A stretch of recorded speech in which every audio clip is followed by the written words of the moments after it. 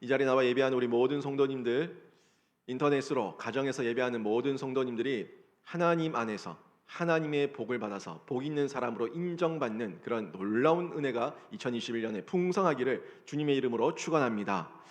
제가 사람들을 종종 만나서 잘 지내십니까? 라고 묻습니다.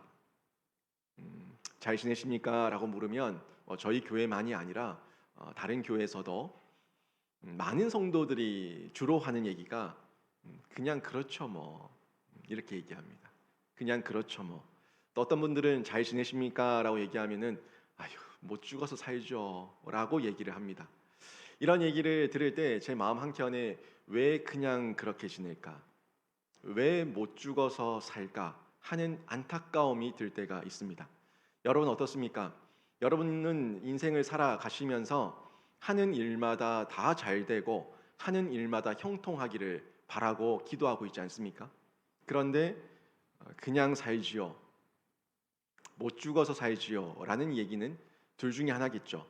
기도를 하지 않았던지, 기도를 했는데 응답이 없었던지. 또 한 가지를 굳이 더 붙인다면은 기도를 하긴 했는데 하나님께서 노 하셨던지. 그럼 노도 응답이긴 하지만 하여튼 그런 면에서 안타까운 마음이 들 때가 있습니다. 하나님께서 응답이 없을 때에는 내가 잘못된 간구를 하고 있지는 않은가? 내 삶을 돌아보고 내 일상을 한 번 더 점검해 보면서 하나님 앞에서 복 받는 사람으로 살아가는 그런 변화를 해 볼 수도 있는데 그런 노력은 하고 있을까 하는 의문이 생기기도 하고 좀 얘기 나눠보고 싶다. 좀 같이 이야기 나누면서 신앙 상담을 해보고 싶다 하는 마음이 생길 때가 있습니다. 학생들도 그렇지 않습니까? 학생들도 시험만 치면 모든 시험마다 1등 하고 싶고 모든 시험마다 100점을 맞고 싶은 그런 마음이 있지 않습니까? 하나님 이번 시험 잘 치게 해주시고 100점 받게 하시고 1등하게 해주십시오 라고 기도했는데 만약에 그 학생이 그만큼 노력하지 않고 그만큼 수고하지 않았다면 1등 100점은 기대할 수가 없습니다. 인풋 아웃풋이라는 개념 속에서 노력한 만큼 수고한 만큼 그 결과의 플러스 알파 하나님의 은혜를 구하면서 우리가 기도할 수 있는데 만약에 알파만을 구하고 있고 내 수고와 내 노력이 전혀 없었다면은 우리 하나님 그런 하나님 아니에요. 눈물을 흘리며 씨를 뿌리는 자에게 기쁨으로 단을 거두게 하시는 분이 우리 하나님이신데 이런 면에서는 내가 바른 노력과 수고를 했는가 바른 기도를 했는가 하는 부분을 살펴볼 필요가 있다는 겁니다. 우리는 그렇습니다. 아무튼 절망이 몰려올 때 주저앉은 자리를 박차고 일어나서 힘차게 살고 싶어하는 욕망과 기대가 있습니다. 두려움과 염려가 몰려올 때 긍정적인 사고와 상황으로 바꾸고 싶은 그런 인생에 대한 마음들을 모두가 가지고 있습니다. 그래서 지난주에 봤었던 것처럼 다윗이 받았던 세 가지의 복이 있었죠. 종기의 복, 평안의 복, 경고의 복.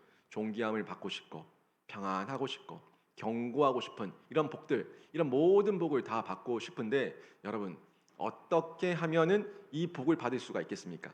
오늘 시편 1편 1절에서 분명히 첫 부분에 말하고 있죠. 복 있는 사람은 이렇게 말씀하고 있는데 이 다윗이 받았던 이 복들도 모든 것이 하나님 안에서의 복이었는데 종기의 복, 평안의 복, 경고의 복. 그러면 우리가 이런 복을 받아 누릴 수가 분명히 있다고 성경은 말씀하고 있는데 그 복을 받을 수 있는 방법 성경을 통해서 확인해 봐야겠죠. 분명히 1편 시편 1편 1절에서 복 있는 사람이라고 말하고 있으니까 그 복 있는 사람이 어떤 사람인지 확인해 보면은 저희가 그 대답을 찾을 수가 있는데 먼저 하나님의 약속에 대한 내용을 저희가 확인해야 됩니다. 하나님의 이 약속에 대한 내용을 확인하고 그 약속이 어떤 약속들을 하고 있는지를 점검해 보면서 그렇구나. 이런 부분들이 하나님의 약속이었고 이런 부분들이 하나님께서 말씀하시는 복이구나 하는 것을 확인해 보면은 내가 구하는 복이 맞는가 틀리는가 하는 것을 확인해 보고 점검해 볼 수가 있습니다. 먼저 형통의 복, 형통에 대해서 하나님께서 말씀해 주고 있는데요. 이 형통이 어떤 형통인지 점검해 볼 필요가 있어요. 3절 보시면은 이렇게 말씀합니다. 그는 시냇가에 심은 나무가 철을 따라 열매를 맺으며 그 잎사귀가 마르지 아니한 같으니 그가 하는 모든 일이 다 형통하리로다. 아멘. 지금 보시면은 뒷부분에 어떻게 얘기해요?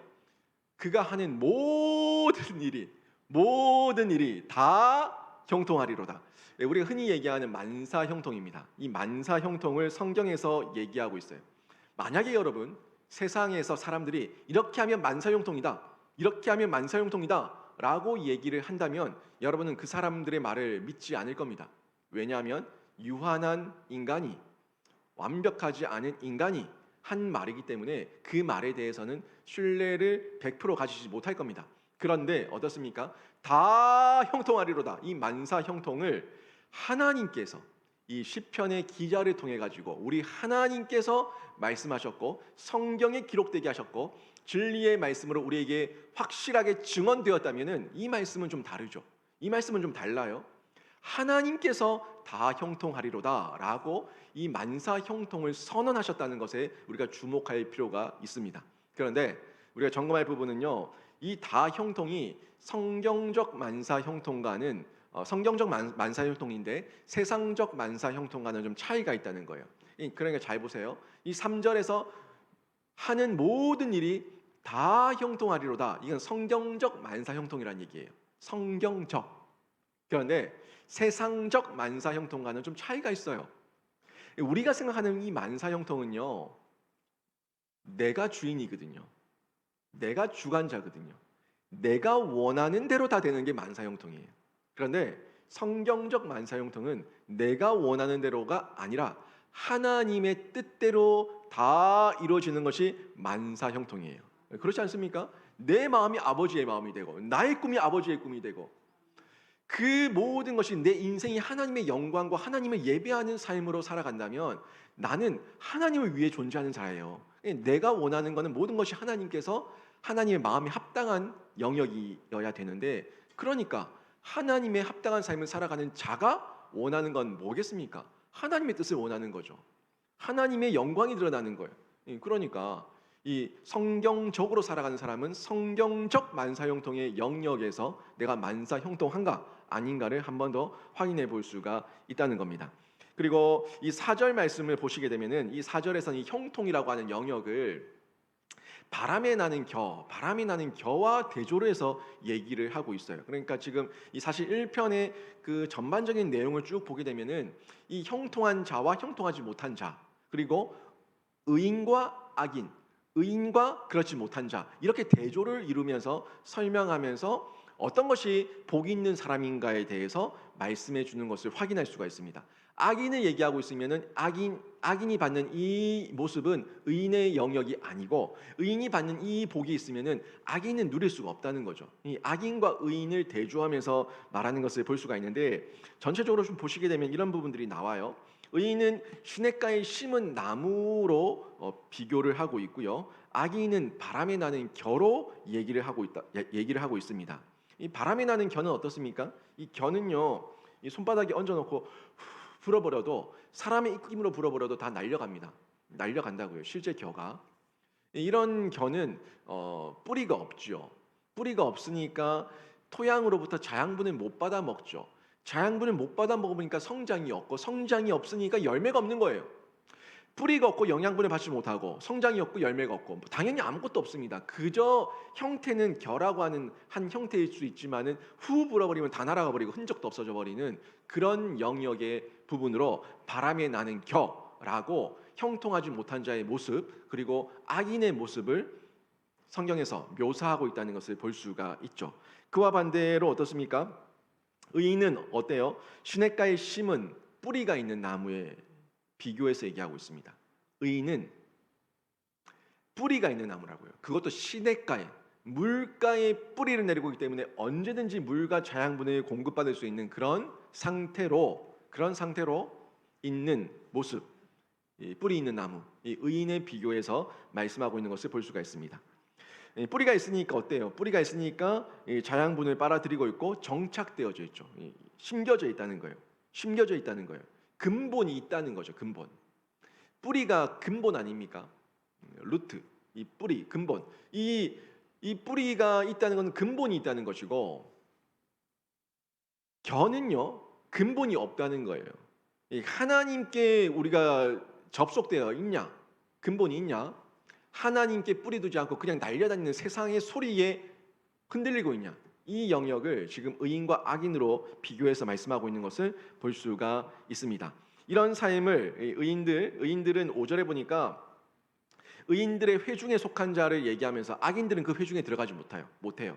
악인들은 이 의인들의 회중에 들어가지 못하지만 반대로 다시 돌려 얘기하면은 의인들은 이 의인들의 회중에 속해 있는 자라는 것을 말씀하고 있죠. 그리고 이 복 있는 사람들은 6절 말씀에서 뭐라고 얘기해요?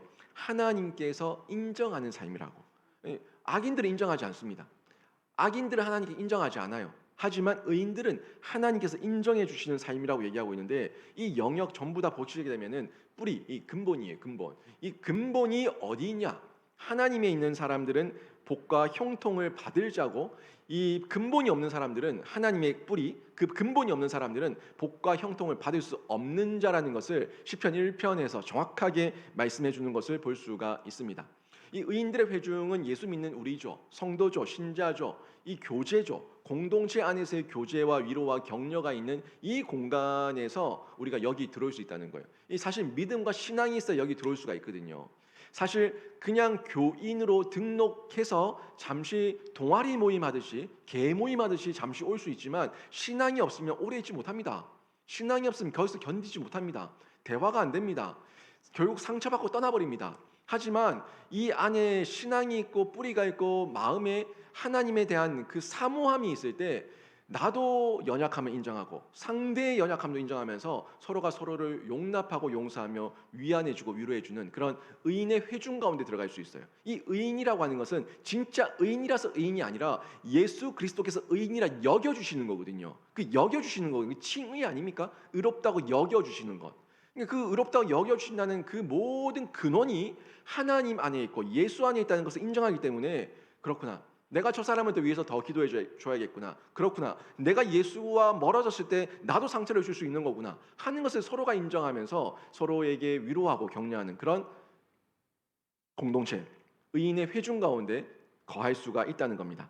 성경은 그런 사람이 견고하고 복 있는 사람임을 선언하고 있는데, 이 가운데 있을 때 번영을 누릴 수가 있어요. 이 번영을 누릴 수가 있어요. 이 번영은 형통과 함께 같은 의미에서 얘기를 할 수가 있는데, 형통이 곧 번영이에요. 제가 처음에 이 번영이라고 하는 것을 그 영어를 좀 찾아보다가 프로스퍼러티라고 하는 단어를 발견했어요. 프로스퍼러티. 근데 왠지 프로스퍼러티가 느낌이 좀 그렇게 왔었어요. 이 프로스퍼러티가 왠지 좀 그냥 외적인 부, 그냥 물질적인 부, 외적인 부, 거기에 좀 의미가 좀 많이 가 있는 것 같다라는 생각이 들어가지고 제가 전병희 전사님한테 물었어요. 전사님, 혹시 이 프로스퍼러티 번영, 이렇게 번역하는 단어 말고 또 다른 단어가 있을까요? 라고 물었더니 잠시 고민을 하더니 전사님이 웰스라고 하는 단어가 있습니다라고 딱 얘기를 하더라고요. 아, 웰스. 근데 웰스를 들으니까 헬스가 생각이 나는 거예요. 이 건강한 부, 왠지 좀 이 긍정적인 부, 긍정적인 번영, 이런 의미가 들었어요. 그 얘기를 듣고 제가 얼른 사무실에 와서 목양실에서 이 웰스라는 단어가 성경에 어디에 나오는가 한번 쭉 찾아봤더니, 이 웰스라는 단어와 프라스퍼러티라는 단어 두 가지가 다 성경에 다 나오더라고요. 다 나오는데 신명기 쪽에서 하나님께서 그냥 외적인 그 외관의 복을 얘기할 때는 프라스퍼러티를 굉장히 많이 쓰고 있고, 이 다윗에게 복을 얘기할 때 부와 귀가 주기로 말미암고 이런 얘기를 할 때는 웰스를 쓰고 있는 걸 제가 발견했어요. 이거 굉장히 뭔가 의미가 있다 하는 생각이 들었는데, 물론 영어도 원어를 번역한 성경이긴 하지만 영어 성경에서도 그 학자들이 거기에 대한 의미들을 담았을 거라고 생각이 들었는데, 웰스와 헬스는 W와 H의 한자밖에 차이가 안 나요. 그걸 보면서 지금 이 형통이라고 하는 부분과 이 번영이라고 하는 부분을 건강한 의미에서 볼 수가 있겠다. 긍정적인 부, 그러니까 하나님 안에서 긍정적이고 나눠주고 베풀고 흘려보낼 수 있는 부, 이런 부분에서의 이 번영, 번창, 부, 재산, 이런 부분을 볼 수 있겠다라는 생각이 들었는데, 실제 예수 안에서 하나님 안에서 복을 받은 사람들은요, 이런 복을 받습니다. 자기 안에 고이는 복이 아니에요. 고여서 결국 복이라고 받았는데 고여서 썩어버리는 그런 부가 아닙니다. 하나님 안에서, 예수 안에서 받은 부는요, 흘러가는 부예요. 흘러가서 살리는 부고 건강하게 하는 부입니다. 생명력이 있는 부예요. 이런 부를 일으키게 되는데, 지금 이 성경에서도 이 영역에서 형통, 하나님의 형통, 이 번영을 말씀하고 있는 것을 발견할 수가 있습니다. 가정이든 자녀든 직장이든 사업이든 교회든 국가든 모든 부분에서 이 번영을 우리가 일상 가운데 원하고 있지 않습니까? 일상 가운데 우리가 그 번영을 누리기를 원하고 있지 않습니까? 이 사실은 지금 이 말 같은 경우 이 번영은요, 사실 일상의 번영이에요. 일상의 번영, 평소의 번영. 그러니까 우리 삶 가운데 일상이 하나님을 드러내는 삶, 일상 가운데 하나님의 복을 받는 삶, 일상 가운데 하나님과 늘 동행하는 삶, 이런 번영인데, 제가 시편 23편, 이 다윗의 시 다 같은 시긴 하지만 다윗의 시의 시편 23편을 같이 떠올리면서 이 번영을 생각해 보니까 이 평소의 번영은요, 이 평소의 번영은 한 영역에서 우리의 생각에만 멈춰 있지 않다는 것을 발견하게 됩니다. 예, 우리의 생각은 일상의 번영, 평소의 번영은 내 생각대로 되는 거, 내 생각대로 누리는 거, 내 생각대로 얻는 거, 이것만을 그냥 일상의 번영, 평소의 번영이라고 생각하고 있는데, 근데 다윗은 복받을 만했던 이유가 이 영역이 아주 다양하게 펼쳐지고 있는 것을 발견할 수가 있었습니다. 그러니까 이 평소의 번영에는요, 이 일상의 번영에는 고난 중의 번영도 있다는 거예요. 이 고난 중의 번영. 그러니까 그냥 내 생각대로만 다 되는 게 번영이 아니라 고난 중에도 번영이 있다는 거예요. 여러분, 고난 중에 예수를 만나면 그게 복입니까? 복 아닙니까? 복이에요. 고난 중에 하나님의 기적을 체험했다면 그거 복입니까? 복 아닙니까? 복이에요. 고난 중에 번영이 있다는 겁니다. 그 번영은 하나님의 번영이거든요. 하나님께서 함께 하시는 게 형통이거든요. 이 부분을 얘기하고 있는데, 궁극적으로 그런 거죠. 환난에서 인내, 환난을 통해서 인내를 통해서 연단을 통해서 소망을, 이런 계속 이 점진적인 영역에서의 번영도 번영이죠. 환난으로 시작했지만 소망 가운데 가지 않습니까? 환난으로 시작했지만 소망으로 결론 지어지니까 이게 환난만 보면은 아픔이다, 시련이다, 끝났다, 죽었다라고 얘기할 수 있지만 소망까지 가게 되면 이건 번영이었다고요. 점진적인 번영이었다고요. 이 부분도 볼 수 있는데, 시편 23편의 이 영역으로 좀 보시게 되면요, 영적 고난 중에 번영도 있어요. 고난 중에 번영이지만 영적인 고난에서의 번영, 육적인 고난에서의 번영, 이 두 가지를 다 볼 수가 있었는데, 우리들의 영혼이 좌절했어요. 실망했어요. 실족했어요. 그런데도 불구하고 하나님께서 내 영혼을 소생시키시고, 하나님께서 내 영혼을 소생시키시는 복을 누리게 하시고, 또 자기 이름을 위하여, 하나님의 이름이죠, 하나님의 이름을 위하여 나를 의의 길로 인도하신다면 이게 번영 아니고 뭐겠습니까? 분명하게 환난 가운데 있었지만 내 영혼을 소생시키셔서 하나님의 의의 길로 걷게 하셨다. 이건 번영 맞아요. 영혼의 고난 중에 번영 맞습니다. 그리고 또 육체의 고난 중에도 번영이 있을 수가 있죠. 육적인 고난이에요.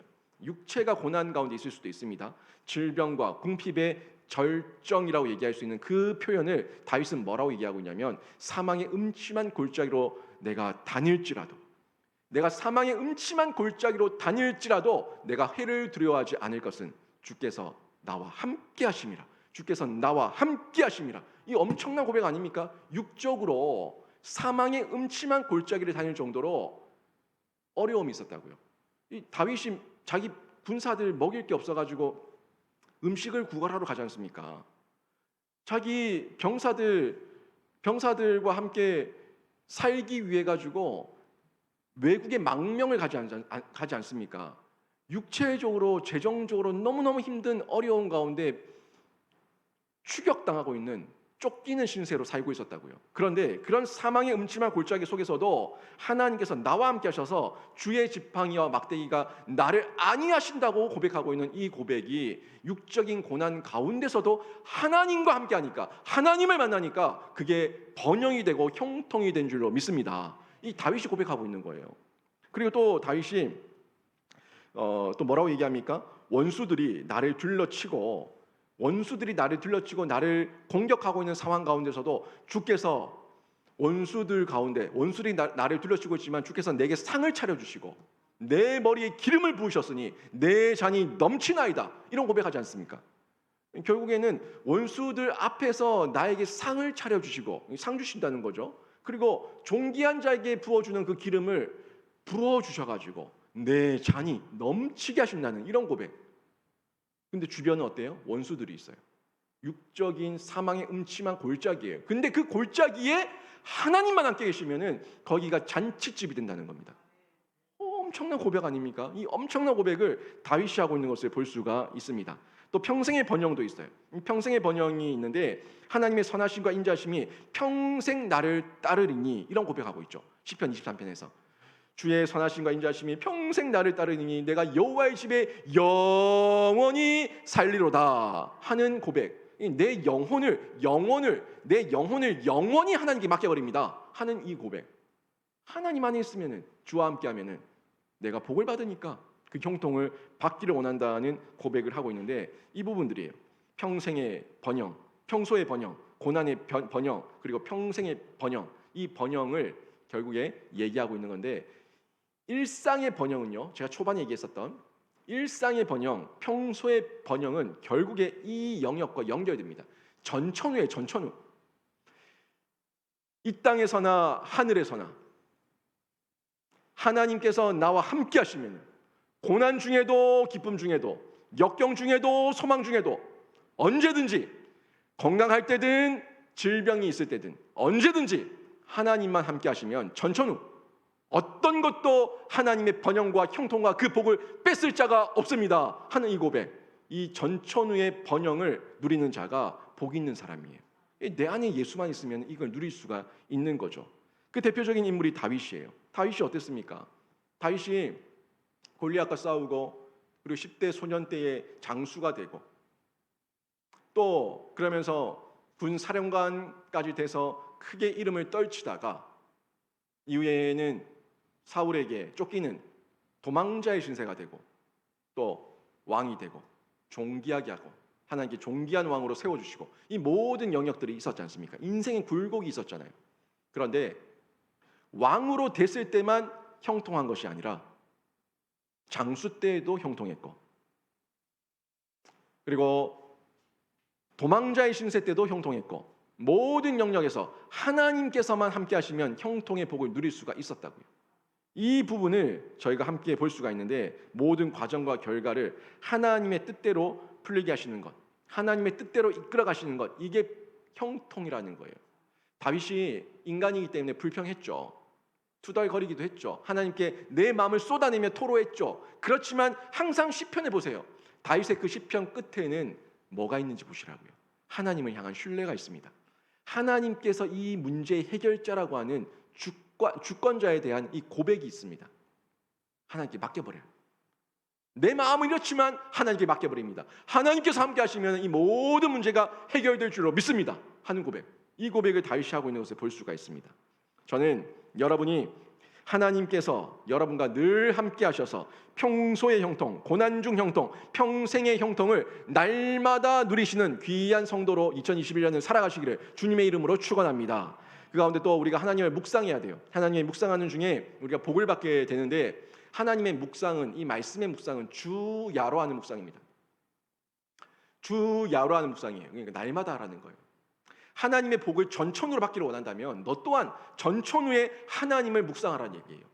우리 너무 좀 이렇게 계산적이지 않아요. 나는 요만큼 하고 이만큼 받고 싶어 하잖아요. 나는 요만큼 하고 하나님 다 아시죠? 해 주실 줄로 믿습니다. 뭘 나는 요만큼 하고 이만큼 달라고 하는데, 우리가 하나님을 묵상하면 묵상하는 만큼 하나님은 깨달음의 은혜를 주시고, 깨달음의 은혜를 주시면 이해와 해석과 적용이 바뀌는 경험을 하게 하시고, 내 삶이 바뀌는 거예요. 삶이 바뀌는 거예요. 제가 작년 2월 달에 저희 교회에 왔을 때와 또 어려움을 지나는 그 6월, 7월을 지날 때와 지금의 제 마음 상태는 굉장히 많이 바뀌었습니다. 아주 제 마음 상태가 많이 바뀌었습니다. 그냥 지금은 아예 다 맡겨버렸습니다. 하나님 알아서 하십시오. 하나님 알아서 하십시오. 다 맡겨버리는 이런 마음이 되니까 더 평안해지더라고요. 이게 우리의 마음의 어떤 심적 상황인데, 이해가 달라지고 해석이 달라지고 적용이 달라지더라고요. 처음에는 자꾸 이게 누구 때문이야 자꾸 화살이 돌아가던데, 이 모든 것도 하나님의 은혜로다. 이 모든 것도 하나님의 계획과 과정임이 분명하기 때문에 하나님을 의지합니다, 의뢰합니다, 신뢰합니다 하는 고백으로 바뀌게 되는 거죠. 이런 영역으로 바뀌게 되는데, 이 하나님의 형통의 비결을 이렇게 늘 하나님을 주야로 묵상하는 거 여기서 발견할 수 있는데 1절 보세요. 1절 보시면은 복 있는 사람은 악인들의 꾀를 따르지 아니하며 죄인들의 길에 서지 아니하며 오만한 자들의 자리에 앉지 아니하고라고 얘기하고 있죠. 그러니까 내가 있는 자리가 지금 어디냐? 내가 지금 있는 위치가 어디냐? 이건 늘 점검하라는 거예요. 내가 오만한 자들, 거만한 자들, 교만한 자들, 악한 자들과 함께 있는가? 아니면 하나님 안에 있는가? 이거 점검하라는 거예요.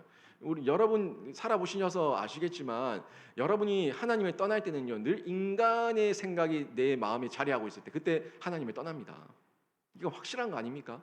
저도 증인이고 여러분 증인 아닙니까? 살아본 증인, 실제적 증인 아닙니까? 내 마음이 하나님을 떠날 때 어떨 때였는가? 2절 보세요. 2절 보시면 오직 여호와의 율법을 즐거워하여 그의 율법을 주야로 묵상하는 도다. 누가요? 복 있는 사람은. 복 있는 사람은 1절 앞부분에 복 있는 사람은 연결해서 2절 오직 여호와의 율법을 즐거워하여 그의 율법을 주야로 묵상하는 도다. 분명히 말씀하고 있지 않습니까? 여러분 특히 1절과 2절은요 복 있는 사람과 복 없는 사람의 모습을 분명한 대조로 확인할 수가 있어요. 그 중에서 2절에서 저희가 주목해야 될 것은 여호와, 율법, 그리고 묵상 이 세 단어에 집중하셔야 됩니다. 이 세 단어를 주의해서 보셔야 됩니다. 형통의 길은요 하나님과 올바른 관계를 맺는 데에서 시작하거든요. 형통한 것은 형통, 하나님의 형통, 웰스 이거는 여호와, 말씀, 묵상, 율법, 묵상 이거 여기를 집중하는 건 여기서부터 있습니다. 그게 하나님과 올바른 관계 아래에 있다는 거거든요. 제가 여러분 왜 묵상하라고 매일 성경 하라고 그렇게 강조하는지 좀 느끼시면 좋겠습니다. 느끼면 좋겠습니다. 이거는 그날 말씀을 본 사람과 안 본 사람은요 삶이 다릅니다. 이 살아 보십시오. 그날 집중해서 묵상한 날과 그냥 대충 한번 훑어본 날과 살아보는 그 하루의 삶이 다르다고요. 이거는 살아보면 알지 않습니까? 저도 증인이지 않습니까? 예수님도요 이 부분에 대해서 많이 강조하셨어요. 여호와 하나님을 의지하는 사람은요 말씀을 붙잡고 사는 사람이고 말씀을 사랑하는 사람이 하나님께 복을 받고 하나님도 그를 사랑하신다고 분명히 말씀하고 있어요. 요한복음 14장 21절 한번 보실까요? 여기 보시면은 계명은 하나님 말씀입니다. 하나님 말씀이에요. 자, 계명을 말씀으로 바꿔가지고 나의 말씀을 지키는 자라야 같이 한번 읽어보겠습니다. 시작. 나의 말씀을 지키는 자라야 나를 사랑하는 자니 나를 사랑하는 자는 내 아버지께 사랑을 받을 것이요 나도 그를 사랑하여 그에게 나를 나타내리라. 아멘. 이 말씀 새기셔야 됩니다. 시간이 없어서 묵상 못해요. 밥 먹을 시간은 있잖아요. 변기에 앉아있을 시간은 있잖아요. 이거는 핑계예요, 핑계. 시간이 없으면은 잠자는 시간을 줄이면 돼요. 그러면 돼요. 30분 줄이면 돼요. 마음먹기에 따라 달렸습니다. 하나님을 의지하고 말씀대로 살기 위해서 가장 중요한 것이 말씀 묵상입니다. 말씀 묵상하는 것은 하나님의 말씀을 사랑해서 하나님의 말씀이 내 마음속에 거주하게 하는 거예요. 일시적으로 잠시 방문한 게 아닙니다. 똑똑 이거 아니에요. 똑똑 띵동 이게 아니라 아예 문을 열고 들어와서 내 집안에 내 마음 안에 거주하시는 그 말씀, 그 성령, 그 능력 나와 함께 동거하시고 동행하시며 함께 사는 그 말씀, 이 말씀이 하나님께서 우리에게 말씀을 지키는 자에 대한 표현입니다. 내 말씀을 지키는 자, 일상이죠, 평생이죠. 그 말씀대로 사는 자가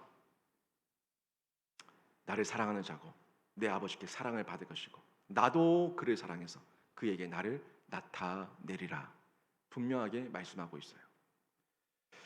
그리고 주야로 묵상하는 거예요. 하나님 말씀을 암송하고 그 말씀을 암송해서 기도하는 건데 이 말씀 묵상의 가장 빠른 지름길이 바로 이거예요.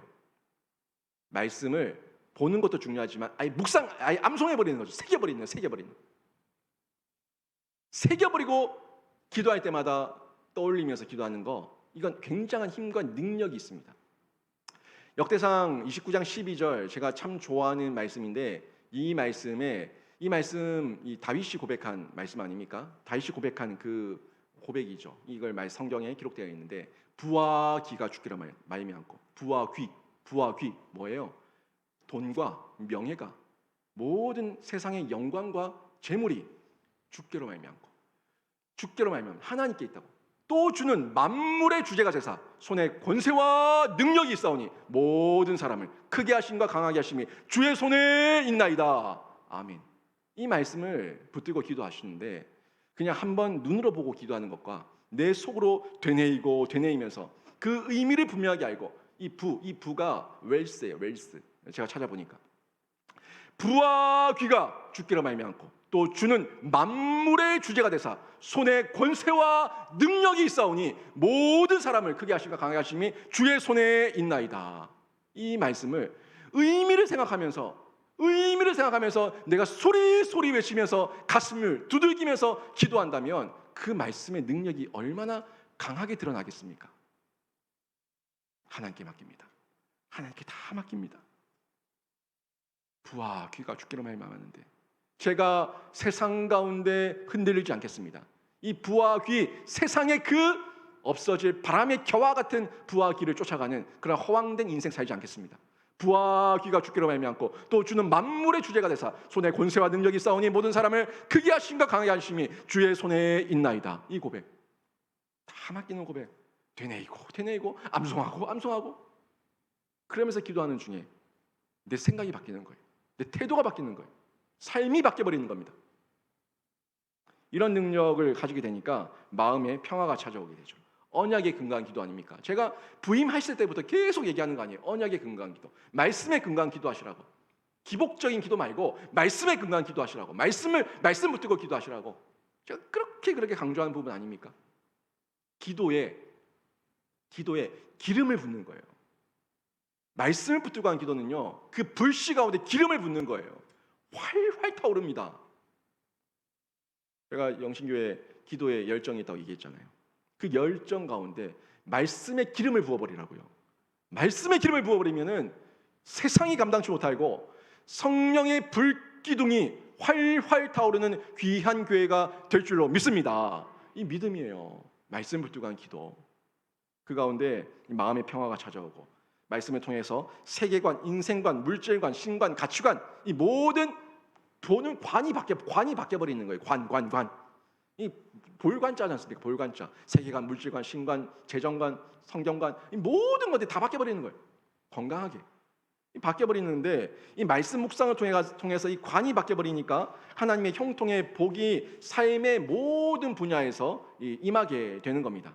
말씀 묵상을 통해서 말씀이 내 마음속에 거주하면 고난에 당해도 하나님이 주시는 기쁨이 고난보다 크기 때문에, 하나님이 주시는 기쁨이 내가 눈앞에 있는 고난보다 크기 때문에, 더 승하기 때문에 이기는 거예요. 물이 바다를 덮은 것 같다고요. 물이 바다를 덮은 것 같다고요. 이게 무슨 말인지 이해되시죠? 고난 없는 사람 어디 있어요? 육신의 장막을 입고 있는데 고난 없는 사람 어디 있어요? 하나님의 은혜가 더 승하면 된다고요. 기쁨이 더 승하면 덮어버린다고요. 죄 없는 사람이 어디 있어요? 다 죄가 있지만은 예수의 보혈로 덮어버리니까 흰 눈보다 더 희다고 의롭다고 칭함받지 않습니까? 이게 은혜입니다. 은혜. 말씀 묵상하면서 그런 형통의 비결, 살맛 나는 인생의 비결을 누리시면 되는데, 이걸 맛보고 나면요, 그냥 살지요, 죽지 못해 살지요, 이런 말 안 합니다. 죽지 못해 살지요, 그냥 살지요, 이런 말 안 합니다. 못합니다. 할 수가 없습니다. 하나님의 기쁨이 있는데 어떻게 그렇게 살 수가 있겠습니까? 그리고 말씀대로 실천하는 거예요.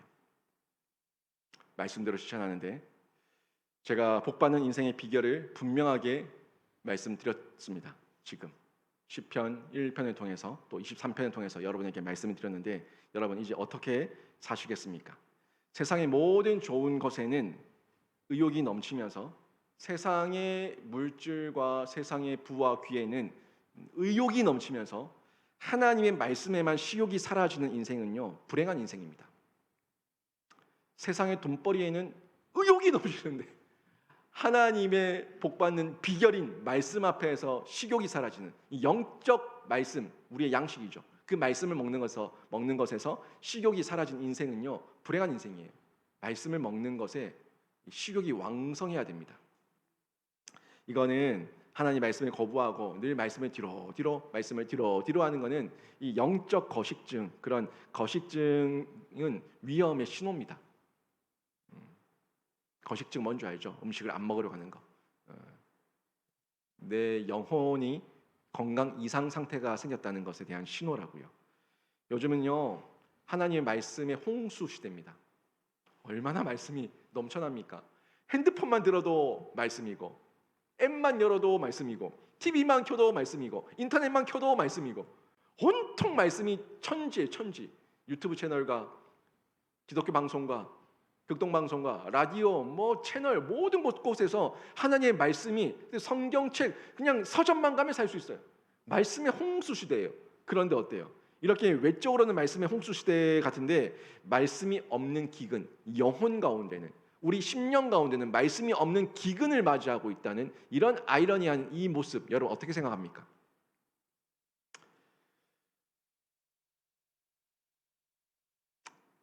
옛날에는 못 먹어서 있는 거 서로 먹으려고 자녀들끼리 다투고 그랬는데 요즘은 애들이 안 먹으려고 그러잖아요.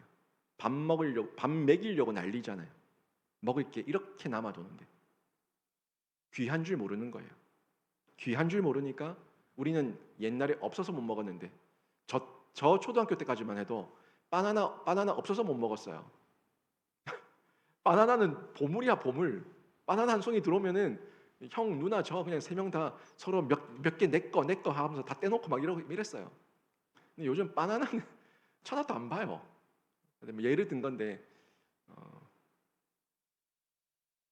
먹거리가 너무너무 풍부해지고 풍성해졌지만 어때요? 애들이 안 먹으려고 그러죠. 말씀도 너무너무 풍부해지고 풍성해졌지만 성도들이 안 먹으려고 그래요. 여러분 어떻게 이 부분을 받아들이십니까? 말씀 묵상을 하지 않아도 살만하다는 거죠. 내가 그거 안 먹어도 먹을 거 많이 있다는 거예요. 선택의 여지가 나한테 너무 많이 주어졌기 때문에 내 마음대로 하겠다는 겁니다. 그러니까 이리저리 날려다니는 겨와 같은 인생이 되고 뿌리가 없으니까 열매가 없고 그리고 불안하고 방황하고 이리저리 흔들리면서 사람들이 부는 대로 세상에서 부는 대로 그렇게 날려다니는 겨와 같은 인생으로 살고 있다는 거예요. 얼마나 불행합니까? 영국이 역사상 가장 강성했던 때가 3번 있어요. 지금도 강성한 나라지만 가장 강성했던 때가 예전과 비교할 수 없을 정도로, 지금과 비교할 수 없을 정도로 3번의 때가 있었는데, 첫 번째 때가 알프레드 대제가 통치하던 시대입니다. 알프레드 대제가 성경 번역을 시작했어요. 모두 국민들에게, 백성들에게 성경을 가르쳐야겠다는 생각을 가지고 자신들의 언어로 성경 영어로 번역을 시작했을 때입니다. 성경을 번역 시작했을 때 그때 영국이 엄청난 부국 강병을 이뤘습니다. 또 한 번은 엘리자베스 여왕 시대입니다. 이 엘리자베스 여왕 시대는 성경을 공포했습니다. 공포하고 배포했어요. 이 번역된 성경을 공포하고 배포해서 반포해가지고 공식적으로 온 백성들에게, 국민들에게 성경을 읽도록 권장했습니다. 그때 영국이 세계 최강대국으로 발전할 수가 있었습니다. 그리고 세 번째가 빅토리아 여왕 시대인데, 이 빅토리아 여왕 시대에는 영국의 영토가 최상에 달했을 때입니다. 제국주의와 식민 통치였다는 어떤 비난도 많이 있지만 인간의 욕심 때문에 그런 고통을 많이 주긴 했지만 그 빅토리아 여왕 시대 때 영국의 나라를 해가 지지 않는 나라라고 얘기할 정도로 온 세계가 영국의 영토로 점령돼 있을 때였어요. 그때 다른 외국의 왕들이 이 빅토리아 여왕에게 이렇게 세계적인 강대국이 된 비결이 뭐냐라고 물었을 때 이 빅토리아 여왕이 말하기를 성경이 그 비결입니다라고 얘기를 했어요. 성경의 말씀대로 가르치고 예배하고 성경의 말씀대로 섰을 때 우리 나라가 이렇게 복을 받았습니다 라는 얘기를 했습니다. 미국도 이 영국이 변질되면서 신앙의 자유를 지키기 위해서 청교도들이 목숨을 걸고 건너가서 세운 나라가 미국 아닙니까? 미국의 근본은 기독교입니다. 영국의 그 성공회와는 국교죠. 영국의 국교죠. 성공회 물론 기독교의 한 영역으로 같이 보기는 하고 있지만 성공회와는 완전히 다릅니다. 프로테스탄트, 이 프로테스탄트라고 얘기하는 이 청교도, 기독교 여기에 대한 뿌리는 미국이 정통이죠. 여기서부터 이제 보게 되는데 미국도 이런 세계 최강대국이 될 수 있었던 그 이유가 하나님의 말씀에 순종하면서 그 성경에 손을 얹고 선서하는 대통령 취임식 때 그리고 성경을 근간을 두고 모든 교육을 했을 때 그때 미국이 가장 부강한 나라가 될 수 있었습니다. 아브라함 링컨이 이렇게 얘기했죠. 아브라함 링컨이 이런 고백을 했습니다. 저는 성경이 하나님이 인간에게 주신 최고의 선물이라고 믿습니다. 세상의 구주께서 모든 좋은 것을 성경책을 통해서 우리에게 전달해 주십니다. 이런 고백을 아브라함 링컨이 했습니다. 또 미국의 더글라스 메가더 사령관은 이런 얘기를 했어요. 저는 아무리 피곤해도 하나님의 말씀을 읽기 전에 잠자리에 든 적이 결코 없습니다. 그러니까 내 하루의 삶이 아무리 바빠고 전쟁 중에 있다고 하더라도 내가 하나님의 말씀을 보기 전에는 묵상하기 전에는 잠자리에 든 적이 없다. 이런 고백을 했어요. 그래서 지금 미국의 세계 최강대국 아닙니까? 아직까지 여전히 전 세계의 GDP의 30% 이상이 미국에서 나옵니다. 전 세계 국방비의 50% 이상이 미국이 가지고 있습니다. 그 이상의 전 세계 국방비를 다 합쳐도 그 다 합친 금액의 50%가 미국 국방비와 맞먹는다는 얘기예요. 그 엄청난 그런 부를 만들게 됐는데 이런 모든 영역들도 하나님께서 복을 주셨기 때문에 그 나라도 복을 받을 수가 있었던 거예요. 이 공동체 나라만이 아니라 개인도 마찬가지예요. 제가 아는 한 집사님이 있는데 이 집사님의 이야기예요. 이 집사님은 집사가 되기 전에 이제 한 교회를 다니고 있었는데 뜨내기 성도, 왔다 갔다 하는 성도, 그냥 생각나면 한 번씩 가는 성도, 그런 성도였어요. 그런데 이 사람이 교수가 되기 위해 가지고 늘 준비하고 있었는데 교수가 안 되는 거예요. 할 때마다 떨어지고 할 때마다 안 되는 거예요. 늘 마음 가운데 하나님을 향한 원망과 불평이 많이 있었는데 이분이 한 분에게 전도를 받게 되면서 그분에게 다시 한번 예수에 대해서 제대로 전달을 받게 됩니다. 그리고 그분에게 설교 CD 10개를 주면서 이 CD를 한번 들어봐라. 한번 들어보고 그리고 나서 마음을 좀 정해봐라. 이런 얘기를 듣고 권면을 받고 그 CD를 10개를 다 듣게 됐습니다. 다 듣는 중에 마음에 말씀이 임한 거예요. 말씀이 임하고 말씀에 대한 이해가 생기고 말씀을 가지고 내가 다시금 삶을 살아봐야겠다 하는 결단을 가지게 된 겁니다. 그러면서 이 집사님이 말하기를 내가 살아나는 것을 체험했습니다. 내가 말씀을 듣는 중에 말씀을 다시 한번 상고해 보니까 그 말씀 때문에 내가 살아나는 것을 발견했습니다. 그리고 제 마음이 너무너무 평안해지는 것을 체험했습니다. 마음이 너무너무 평안해졌어요.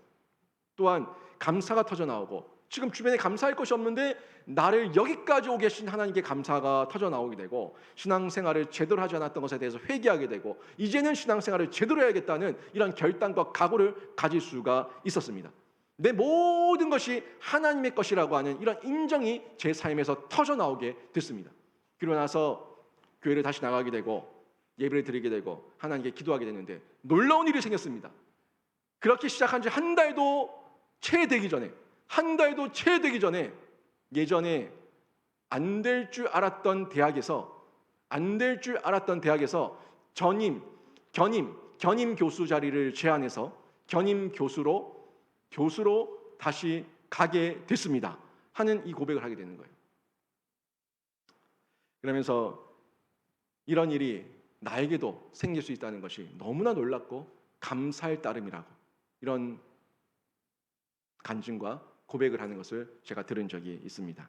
여러분, 이게 말씀이 마음에 들어가니까 그 한 집사님의 마음에 들어가니까 말씀이 거주하게 되니까 말씀 안에서 나오는 신앙의 긍정이 나오고 말씀 안에서 나오는 종기의 복, 평안의 복, 이 경고의 복을 받아 누리게 되고, 그래서 오늘 본문 말씀처럼 이 시냇가에 심겨진 뿌리 있는 나무처럼 과실수죠.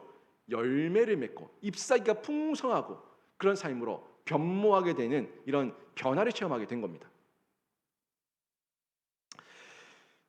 영혼이 살면요, 여러분 인생이 복을 받습니다. 여러분이 영혼을 살게 하는 것은 세상의 밥이 아니라, 세상의 돈이 아니라 하나님의 말씀인 줄로 믿습니다.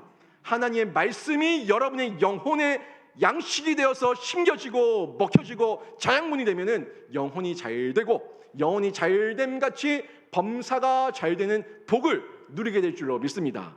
요한복음 15장 11절에 이런 말씀이 나옵니다. 같이 한번 읽어볼까요? 같이 읽습니다. 시작. 내가 이것을 너희에게 이름은 내 기쁨이 너희 안에 있어 너희 기쁨을 충만하게 하려 함이라. 아멘. 이 하나님의 거주하심, 성령의 거주하심을 받아 누리면서 예수와 접속되게 되는 것, 이 요한복음 15장에서 예수님께서 말하고 있는 거 아닙니까? 예수님께서 강조하고 있는 거 아니에요? 그 가운데 내가 너희 안에 거하게 되면, 보혜사 성령이 너희 안에 거하게 되면은 너희의 기쁨이 충만하게 될 것이라고 이 말씀을 전해주고 있는데, 여러분 이 말씀 들으시면서 여러분 각오하시고 결단하십시오. 올 한 해 하나님, 제가 묵상하는 삶을 살기를 원합니다. 올 한 해 제가 말씀 붙들고 씨름하는 시간 가지기를 원합니다. 제가 아무리 힘들어도 아무리 피곤해도 말씀 묵상하고 자겠습니다. 말씀 붙들고 자겠습니다. 말씀 생각하며 살겠습니다. 암송하며 기도하겠습니다 하는 결단을 가지시기를 바랍니다. 그러면 제일 먼저 영혼이 살아요. 영혼이 살면은 범사가 잘 되는 복을 누리게 되는 거예요. 영혼이 살면요, 살맛이 나요. 살맛이 난다고요. 밥맛이 나는 게 아니라 살맛이 납니다. 그냥 살지 않습니다. 마지못해 살지 않습니다. 죽지 못해 살지 않습니다. 기뻐 삽니다. 행복하게 삽니다. 나누며 삽니다. 그때 그는 시냇가에 심은 나무가 철을 따라 열매를 맺으며 그 잎사귀가 마르지 아니한 같으니 그가 하는 모든 일이 다 형통하리로다 하는 이 성경적 만사 형통의 복을 누리시게 될 건데, 오늘 말씀 정리하면 여러분 하나님의 언약의 형통을 바로 이해하십시오. 여러분의 형통, 그 세상의 복의 기준에서 벗어나셔가지고 하나님의 언약의 형통을 바로 이해하시고 하나님의 말씀을 주야로 때를 얻든지 못 얻든지 새기십시오. 암송하시라고요. 손에 들고 다니시면서 암송하시라고요. 제자반 암송 좀 하세요. 암송해서 새기세요. 새기면은 안 지워집니다. 제가 머리가 굳어서요. 제 머리가 돌이에요. 돌에 새기면 영원히 갈 줄로 믿습니다. 새기면 영원히 간다고요. 하나님 말씀대로, 그리고 즉각 실천하십시오. 실천이 중요합니다. 오늘도 듣고 나서 말씀 좋았더라 하고 끝내지 마시고 여러분 삶 가운데 큐티책 사가시고 큐티책 받아가시고, 아니 90일 성경 통독 끝내고 나서 큐티책 안 받아가는 분들은 제가 용서하지 않을 겁니다.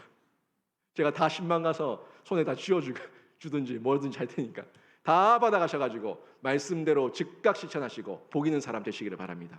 2021년 하나님 안에서, 말씀 안에서 형통한 삶으로, 살맛 나는 인생으로 여러분 안에 간증과 감사가 풍성한 삶이 되기를 주님의 이름으로 축원합니다. 아멘.